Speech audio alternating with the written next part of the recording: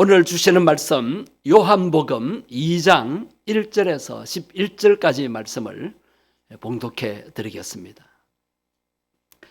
사흘째 되던 날 갈릴리 가나에 혼례가 있어 예수의 어머니도 거기 계시고 예수와 그 제자들도 혼례의 청함을 받았더니 포도주가 떨어진지라.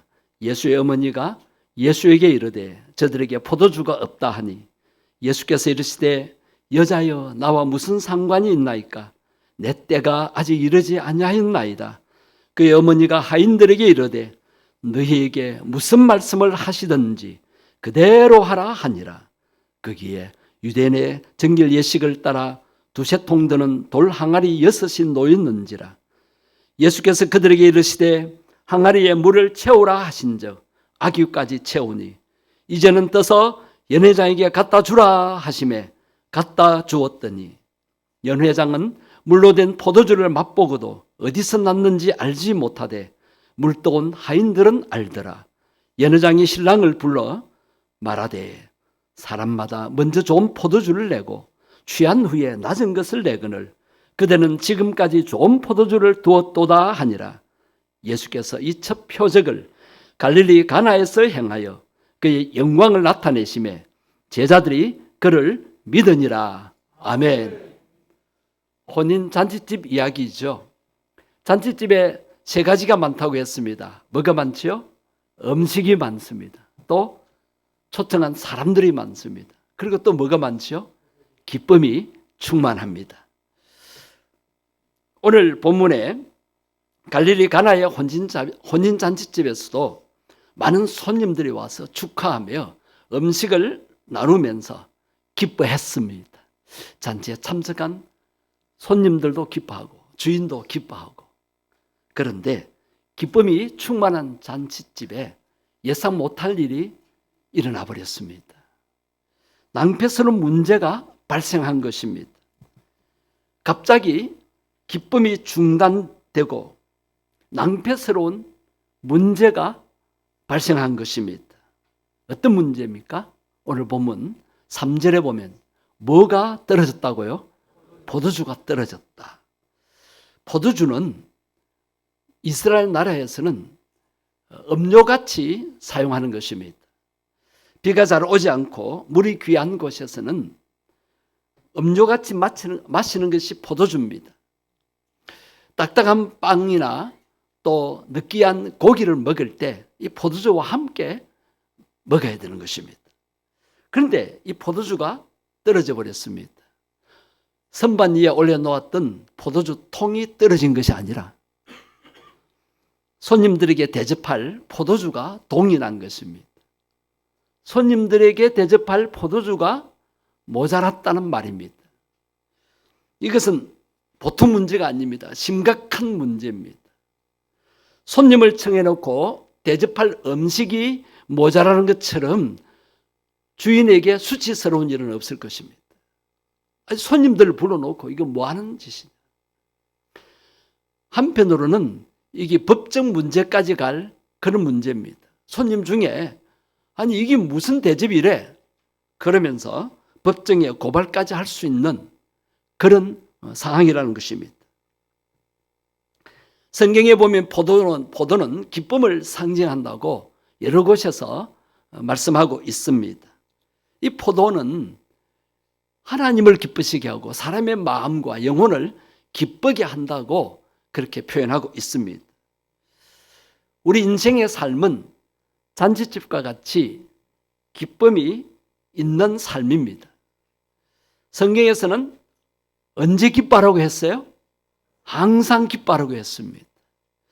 그런데 그 기쁨이 계속돼야 되는데 그 기쁨이 어느 날 갑자기 스톱되는 데 문제가 있습니다. 기쁨이 충만한 잔치집에 기쁨을 깨뜨리는 이 낭패스러운 일이 발생한 것입니다. 즐거워야 할 자리가 고통의 자리가 되고 만 것입니다. 이 문제를 어떻게 해결할 수 있을까요? 유대 나라의 혼인잔치는 밤에 엽니다. 지금 한밤중이잖아요. 잔치의 분위기가 무르익어 가는데 시장에 가서 물건을 사올 수도 없습니다. 그리고 포도주는 오래된 것일수록 좋은 것이니까 이 가정에서 오늘의 혼례를 위해서 포도주를 아마 몇 년 동안 그렇게 담가놨다가 손님들에게 대접한 것입니다. 그러니까 지금 방금 포도주를 만들 수도 없습니다. 어쩌면 좋습니까? 그런데 오늘 본문에 보면 누가 해결해 주셨지요? 예수님이 해결해 주셨어요. 예수님이 물로 포도주를 만드셨다고 했습니다. 여러분, 맹물이 포도주가 될 수 있습니까? 세상 과학자들은 화학적으로 안 맞다는 거예요. 화학 원소가 다른데 어떻게 포도주가 될 수 있느냐는 말입니다. 그런데 예수님이 어떤 분이시기 때문에 그렇게 하셨어요? 예수님은 하나님의 아들이시요 그리스도이시다라고 베드로가 고백하지 않았습니까? 우리도 그렇게 고백하고 있는 줄 믿습니다. 하나님의 아들이란 말은 예수님이 인간의 몸으로 오셨지만 한편으로는 하나님이시라는 것입니다. 예수님에게는 양성이 있어요. 사람이시면서 하나님이십니다. 그래서 기적을 행할 때는 하나님의 능력으로 행하시는 것입니다. 그래서 예수님은 요한복음에 보면, 오늘 본문이 2장이잖아요. 1장에 보면 창조주로 나옵니다. 예수님이 창조의 능력으로, 그리고 또 모든 것을 주관하시는 능력의 주님으로, 역사하심으로 이 기적, 표적을 나타내신 것입니다. 오늘 이 본문의 이 표적이 예수님 공생애의 첫 번째 표적이라고 11절에 말씀하고 있습니다. 자, 이 첫 번째 표적을 왜 행하셨을까요? 11절에 보면 그의 영광을 나타내시기 위함입니다. 예수님이 하나님이시라는 그 영광을 나타내시기 위함이고, 그러므로 그 제자들이 믿도록 했습니다. 공생애를 시작하시는 예수님이 그토록 유대인들이 기다렸던 메시아, 구약의 메시아가 신약의 그리스도입니다. 그분은 구원자이십니다. 그래서 예수님이 구원자로 오셨음을 믿도록 하기 위해서 이 기적, 표적을 나타내신 것입니다. 여러분, 기적이 일어났습니다. 맹물이 포도주로 바뀌는 표적입니다. 이 표적은 단순한 기적이 아니라 어떤 것을 깨닫도록 하는 그런 기적입니다. 자, 어떻게 해서 이 기적이 일어났어요? 혼인잔집에서 손님에게 대접할 포도주가 모자랐기 때문입니다. 여러분, 기적은 문제 가운데서 일어납니다. 우리가 인생을 살다가 여러 가지 문제들을 만납니다. 그런데 어떤 문제는 내 힘으로 풀 수가 없어요. 그러나 문제에는 반드시 뭐가 있다? 답이 있습니다. 나는 몰라도 출제자는 압니다. 선생님은 알아요. 인생의 문제, 내 힘으로 풀 수 없어도 문제를 허락하신 주님께는 답이 있는 줄 믿습니다. 본문 10절에 보면 연회장이 물로 된 포도주, 즉 물이 변하여 기적적으로 포도주가 된 그 포도주를 마시고 뭐라고 표현을 합니까? 신랑을 불러서 뭐라고 말합니까? 더 좋은 포도주다. 보통 가정에서는 처음에는 질 좋은 포도주를 대접하다가 얼큰하게 취하면 맛을 잘 모르니까 아마 값싼 포도주도 대접하는 모양이었습니다. 그런데 연회장은 알잖아요. 이 집은, 이 가정은 더 좋은 포도주를 이렇게 계속 내어주니까 와, 정말 복받을 집이다. 그러면서 칭찬을 할 때 신랑과 그 주인이 얼마나 기뻐했겠습니까? 자연산 포도주보다 예수님께서 기적적으로 만드신 포도주가 더 맛나고 더 좋다라는 그런 표현이었습니다. 낭패스러운 일이 기쁨의 일로 바뀌었습니다. 예수님으로 인해 그렇게 된 것입니다. 주 안에서 낭패스러운 일이 더 좋은 일로 바뀔 수 있음을 여러분 믿으시길 바랍니다. 이것이 소망입니다. 여러분들에게 어떤 낭패스러운 일이 있습니까? 어떤 고통을 당하고 있습니까? 큰 손해를 입었습니까? 사기를 당했습니까? 속임을 당했습니까? 받을 돈을 못 받았습니까? 나도 모르게 그만 실수해버렸습니까? 내가 어떤 목적을 이루기 위해서 시작했는데 그만 실패하고 말았습니까? 몸에 병이 왔습니까? 원치 않는 질병으로 고통당합니까? 여러분, 사고를 당했습니까? 내 뜻대로 뭐가 이루어지지 않아서 속이 상하십니까? 이런 낭패스러운 일들이 더 좋은 일로 바뀔 수 있음을 우리 성도님들은 믿었으면 좋겠습니다. 이것이 소망입니다. 소망. 그토록 추웠던 지난 겨울, 이 겨울도 이제 지나가고 있습니다. 어제 또 추웠죠. 오늘은 좀 풀렸습니다. 여러분, 겨울이 지나면 반드시 뭐가 온다? 봄이 옵니다. 여러분 믿어집니까? 그러면 주 안에서 낭패스러운 일들도 내가 주님을 소망하면 그것이 더 좋은 일로 바뀐다는 것을 우리는 믿어야 되지 않겠습니까? 새봄의 소망입니다. 아무리 겨울이 추워도 새봄은 옵니다.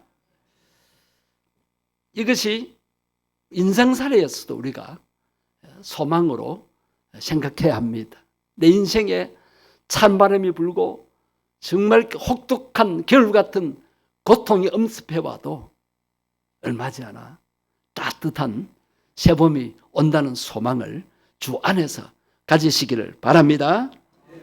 성도님 여러분, 올해가 더 좋은 해가 되기를 바랍니다. 올해의 더 좋은 은혜와 축복을 경험하시기를 바랍니다. 오늘 어떻게 해서 맹물이 변하여 포도주가 되는 역사가 일어났을까요?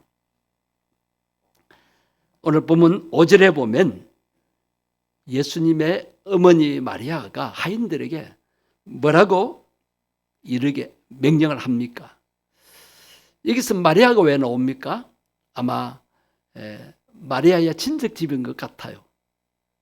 그러니까 마리아가 아마 그 집안의 이제 어르신 같습니다. 뭐라고 하인들에게 명령합니까?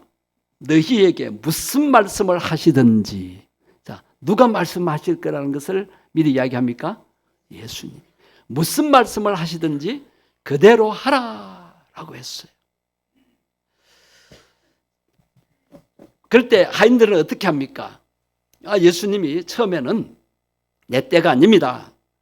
그렇게 사양을 하시다가 상황을 보니까 큰 일이 났군요. 친척 집안인데. 예수님도 관계되는 친척 집인데 이대로 갔다가는 큰일 나지 않습니까? 그래서 예수님께서 드디어 마음을 바꾸신 거예요. 그래서 예수님께서 하인들에게 말씀합니다. 오늘 본문 5절에 보면 7절입니다. 7절에 보면 물을 어디에 채우라 그랬어요? 항아리가 몇 개입니까? 6개입니다. 두세 통들은 6 항아리에 물을 채우는데 어디까지 채워라? 아기까지 채웁니다. 자, 지금 무슨 문제예요? 포도주가 모자라는 문제잖아요. 근데 하이들은 지금 뭘 하고 있어요? 포도주를 구하러 다니는 것이 아니고 6 항아리에 물을 가득 채우는 일을 지금 하고 있습니다. 그럴 때 하인들의 마음에 반신반의하는 마음이 있을 것입니다. 의아한 마음이 있을 거예요. 아니, 맹물을 왜 채우라 그러지? 정결 예식을 따라 이제 물을 채우려 했는데 그것은 한마디로 말하면 손 씻는 물입니다. 손 씻는 물을 왜 채우려 했을까요? 혹시 이것을 뜨다 주라는 말은 아니겠지. 그런데 8절 말씀에 예수님 뭐라고 말씀하세요? 이제 물을 채웠으면 이제 떠서 갖다 주어라. 지금 손님들은 뭘 요구하고 있어요? 포도주 떨어졌다고. 방에도 이 방에도 저 방에도 이 상에도 저 상에도 포도주 가져오라고. 포도주. 야단인데 뭘 떠다 주라는 거예요? 맹물을 떠다 주라. 자, 여러분이 지금 하인과 같은 입장이라면 여러분 어떻게 하겠어요? 떠다 줄 수 있겠습니까? 떠다 주면 어떻게 되죠? 욕들을 먹습니다. 성질 급한 손님들은 아마 귀사떼기를 날릴 겁니다. 그러면서 야, 니 내 물먹이나. 그런데 하인들은 순종합니다. 여러분, 제가 이 구절을 계속 묵상해 보니까 아무리 시키는 대로 하는 하인이라도 너무하잖아요. 하인도 인격이 있고 느끼는 것이 있고 감정이 있고 자존심이 있는데 아니 될 일을 시키지 이거는 무리한 일이잖아요. 이건 안 될 일이잖아요. 그런데 예수님이라는 분이 떠서 갖다 주라. 여기서 항아리에 물을 채웠을 때 이미 포도주로 바뀌었을까요? 언제 포도주가 바뀌었을 것이라고 여러분 생각이 추측이 되십니까? 예. 채웠을 때 그럼 나도 떠다 주겠다.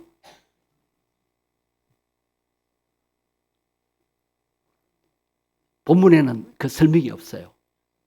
제 생각에는 이 물을 말씀대로 순종해서 떠다 줄 때에 떠서 가는 중에 바뀔 것이라고 생각이 되어집니다. 항아리에 채웠을 때 포도주로 바뀌었다면 하인들이 얼마나 기쁨으로 떠다 줄 수 있었겠어요. 기적의 역사는 언제 일어나느냐? 순종할 때 일어납니다. 예수님께서 그냥 하인들을 시키지 말고 물은 포도주로 바뀔지어다 그렇게 할 수 있어요. 성경 전체를 보십시오. 예수님이 기적을 행하실 때 사람을 통해서 역사를 일으키십니다. 사람의 순종을 요구하십니다. 지난번에도 제가 말씀드렸잖아요. 모든 기적에 사람의 순종, 사람의 손을 빌립니다.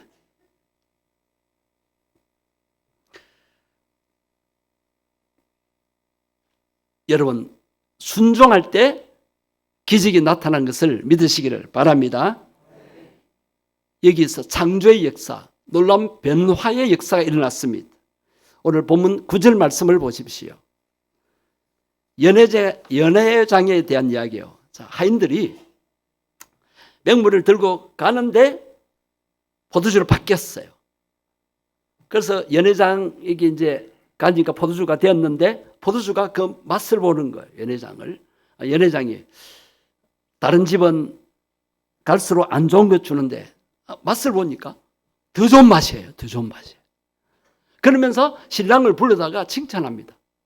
지금 신랑은 마음이 졸여서 지금 손님들이 화를 낼까 고발을 할까 또 우리 가문의 수치다 그렇게 생각하고 있는데 연회장이 인정을 하고 칭찬을 하는 거예요.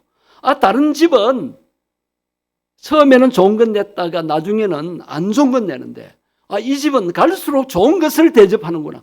정말 복받을 집안이다.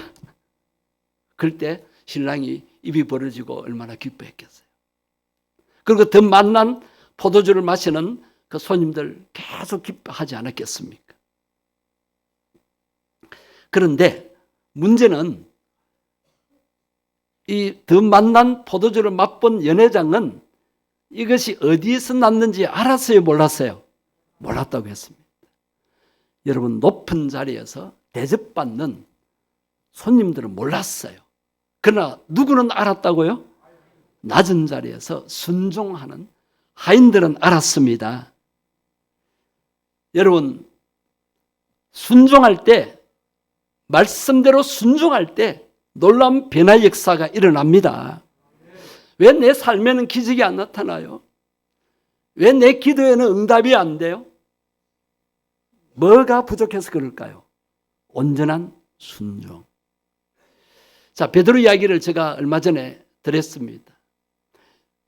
밤새도록 고기를 잡았는데 헛수고했어요. 배는 빈배입니다. 예수님께서 그 빈배를 보시고 베드로에게 깊은 데로 가서 그물을 내리라. 근데 지금 때가 어느 때예요? 한낮입니다. 해변가에 예수님의 말씀을 들으려고 수많은 사람들이 와 있습니다. 웅성거립니다. 시끄럽습니다. 고기가 다 도망갑니다. 거기서 조금 깊은 데로 가더라도 낮에는 고기 잡지 않습니다. 밤에 잡지. 그런데 목수 출신인 예수님이 고기잡이의 명수인 베드로에게 깊은 데로 가서 그물을 내려라. 말이 됩니까? 베드로의 경험상 옳지 않습니다. 베드로의 지식상 안 맞습니다. 그런데 베드로가 뭐라고 고백하면서 그물을 내립니까? 말씀을 의지하여 따릅니다. 말씀을 의지하여.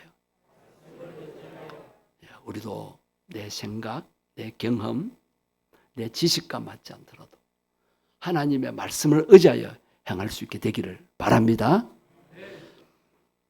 손이 마비되어서 이렇게 붙은 남자가 있었어요. 예수님께서 그 사람 안타까워서 고쳐주시기 위해서 그냥 예수 이름 그냥 손은 폐질쩌다 그렇게 안 하셨어요.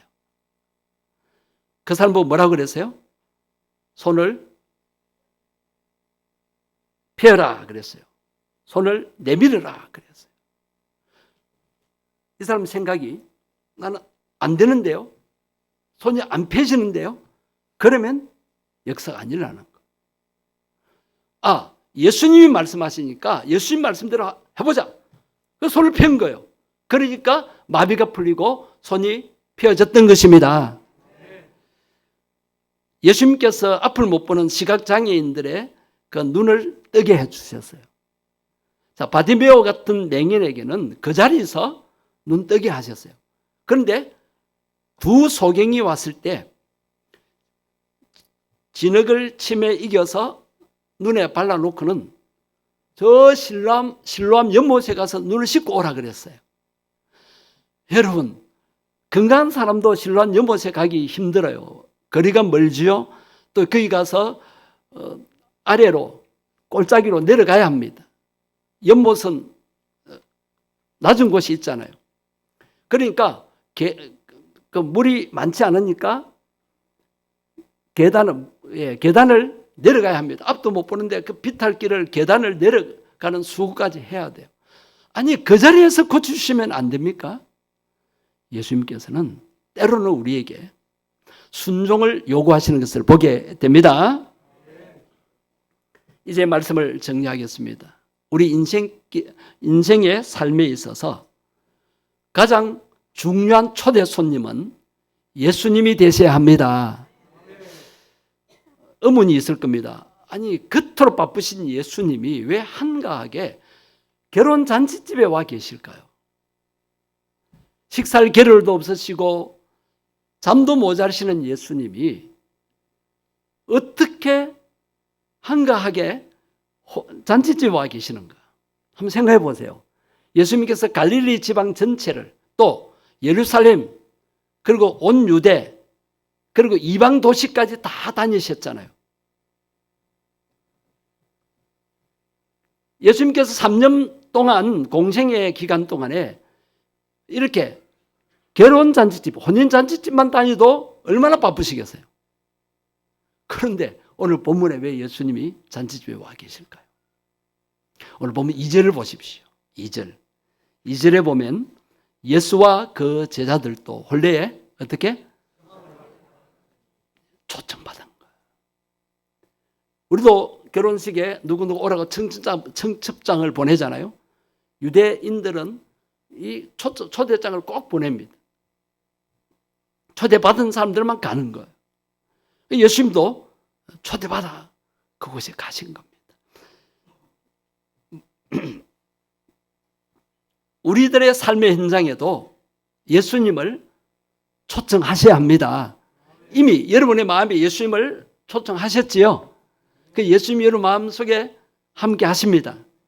그런데 그 예수님이 우리의 삶의 현장에서 성령님으로 나타나서 역사하시도록 우리 가정의 일도, 직장의 일도, 사업의 일도, 일터에도 또 어떤 사람을 만나는 일에도 예수님 도와주십시오. 예수님을 초청해 놓으시면 내게 해결할 수 없는 문제를 예수님이 해결해 주시는 것을 경험할 수가 있습니다. 우리가 예수 믿는다 할 때 내가 마음속으로만 예수 믿습니다. 그게 아니에요. 우리 삶의 현장에서 예수님과 함께 사는 모습을 보여줘야 합니다. 여러분의 삶의 현장에 예수님이 중요한 초대 손님이 되기를 바랍니다. 여러분의 삶에 어떤 문제가 있습니까?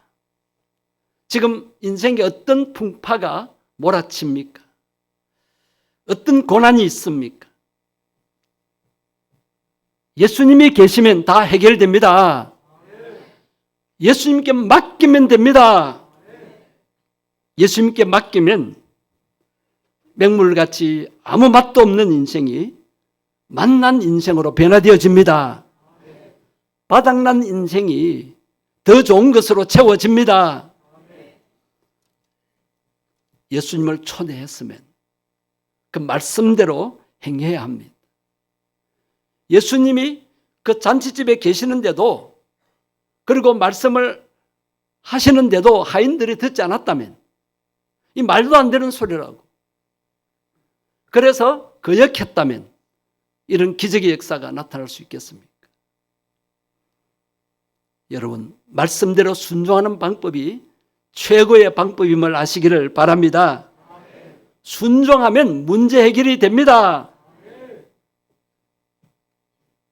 그런데 왜 순종이 잘 안 될까요? 아까 우리 송무사님 기도 가운데서 나왔습니다. 내 생각 때문에. 내 생각으로는 안 맞다는 거예요. 하나님의 말씀이. 아무리 하나님의 말씀이지만, 여러분 예배 때마다 말씀 듣잖아요. 여러분 개인적으로 성경 말씀 읽고 묵상하시잖아요. 근데 이 말씀은 내 마음에 안 드는 거예요. 내 생각과는 안 맞다. 이 말씀대로 해서는 안 된다는 내 생각, 그리고 세상 경험, 지난날에 해보니까 안 된다. 그리고 내 계산, 주일 지키면 손해인데, 주님 앞에 헌금 드리면 손해인데, 봉사하면 피곤한데. 여러분, 우리가 왜 주일날 예배들을 오고, 왜 헌금 드리고, 왜 전도하고, 왜 교회 봉사합니까? 내가 누구 때문에 구원받고 새생명이 얻었습니까? 여러분, 그것이 믿어집니까? 예수님 때문에 여러분 새생명 얻으셨습니까? 예수님 때문에 마음의 평안, 세상이 줄 수 없는 평안, 돈으로 살 수 없는 평안을 누리고 있습니까? 우리는 세상 사람 부자로 사는 거 부럽지 않아요? 세상 권력이 없어도 괜찮아요? 예수님이 나를 구원해 주셨고 하나님의 자녀 삼아 주셨고 천국 백성으로 살기 때문에 우리는 아무 두려움이나 걱정 없이 살고 있잖아요. 우리는 주 안에 거하지 않아요. 나 혼자가 아니라 내 안에 예수님이 항상 내 주에 계시고 세상 끝날까지 함께 주시지 않습니까? 이 은혜. 사고 많고 질병 많은 세상 살이에서 우리가 인도받고 보호받으며 살지 않았습니까? 지난날에 IMF도 이겨냈고 코로나도 이겨내고 지금 어떤 문제도 우리는 예수님 때문에 해결받고 살지 않습니까? 내가 원치 않는 일을 당해도, 고난을 당해도 그 고난이 고통으로 끝나지 않고 오히려 합력하여 선을 이루는 축복을 경험하지 않습니까? 이 모든 것이 예수님의 십자가 은혜, 구원의 은혜 아닙니까? 그래서 우리는 예수님 말씀대로, 날 구원하신 주님의 말씀대로 순종해 보는 겁니다. 왜 순종이 잘 안 됩니까? 내 생각을 내려놓아야 합니다. 내 경험 의지하지 않아야 합니다. 내 계산 내버려야 합니다. 또 한 가지, 다른 사람 말 때문이에요. 세상 사람 말을 듣고 행한단 말이에요. 교회 간다고 뭐 좋은 일 있어?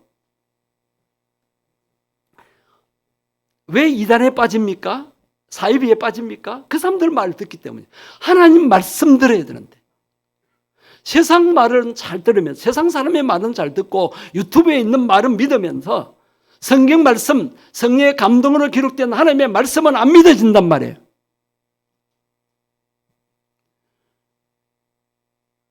오늘 성령님의 감동으로 하나님의 말씀이 믿어지기를 바랍니다. 여러분, 내 방법만 의지하지 마십시오. 내 방법대로 행하다가 내 인생이 바닥나기가 쉽습니다. 성도님 여러분, 낭패가 더 큰 기쁨으로 바뀌려면 순종하면 된다는 것을 아셔야 합니다. 성경 말씀에 항상 기뻐하라고 하셨지요. 주 안에서 항상 기뻐하라. 이 말씀이 얼마나 중요하면 내가 다시 말하노니 기뻐하라. 우리 인생살이에 기쁨이 있습니다. 고통만 있는 것이 아닙니다. 슬픔만 있는 것이 아닙니다. 기쁨이 있습니다. 하늘에 기쁨이 있습니다. 주 안에서 기쁨이 있습니다. 근데 이 기쁨을 계속 누려야 되는데 내가 예상치 못한 세상의 여러 가지 일도 인해서 기쁨이 스톱되는 삶을 살게 된다는 거예요. 그럴 때 예수님 안에서 예수님 때문에 문제 해결받고 더 큰 기쁨을 누리며 사시게 되기를 바랍니다. 왜 그렇습니까? 예수님께서 우리가 당할 모든 고통의 문제, 죽음의 문제까지도 십자가에서 이미 다 당하셨기 때문입니다. 그래서 예수님을 믿으면 우리는 고난 속에서도 평안을 누릴 수 있습니다. 우리는 예수님 믿으면 가난 속에서도 영적인 부유함을 누리게 됩니다. 예수님 안에서 우리는 몸이 좀 아파도 천국의 기쁨을 누리며 살 수 있습니다. 여러분 앞에 닥치는 낭패가 주님 때문에 더 큰 기쁨으로 바뀌는 은혜가 있기를 축복합니다. 맹물 같은 인생이 만난 인생으로 바뀌기를 주의 이름으로 축복합니다. 주 안에서 더 좋은 것으로 바뀝니다. 예. 여러분 주보에 있는 설교 노트 보시면서 기도하십시다. 낭패스러운 문제를 어떻게 해결할 수 있습니까? 예수님이 계시면 되고 예수님께 맡기면 되고 예수님 말씀에 순종하면 됩니다. 지금까지 순종하기가 어려웠더라도 내 생각, 내 경험, 또 세상 사람들의 말 다 내려놓을 때 주님 말씀이기 때문에 창조주 하나님의 말씀이기 때문에 성령님의 감동으로 주시는 말씀이기 때문에 우리가 순종해 보자는 것입니다. 순종하게 해달라고 낮은 자리에서 하인들처럼 순종하여서 놀라운 기적, 표적을 체험하게 해달라고 우리의 인생살이의 낭패가 더 큰 기쁨으로 바뀌게 해달라고 주의 이름 한 부르고 통성으로 기도하시겠습니다.